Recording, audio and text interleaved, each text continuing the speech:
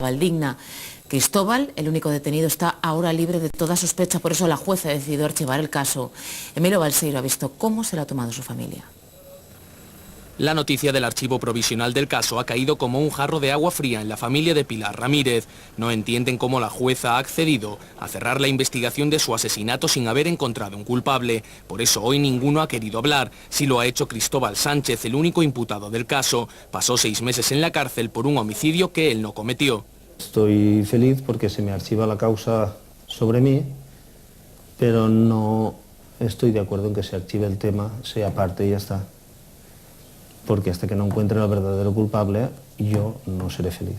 La tarde del 2 de febrero de 2005, unos niños encontraron a Pilar mientras jugaban en un huerto a las afueras de Tabernes de la Valdigna, en Valencia.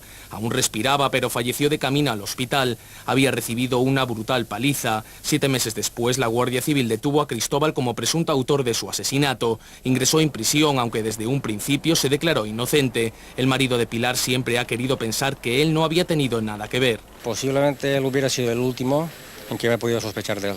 ¿Por qué? Porque, vamos, los niños van al cole juntos, hemos salido por ahí de paella, nos juntamos en los campings y eso. Pero de momento, ya te digo, estoy que es y que no es. Porque hasta que no que me certifiquen que es al 100%, pues no. Siempre quedará las personas o la gente que diga, es que a lo mejor y yo no quiero que quede eso sobre mi nombre.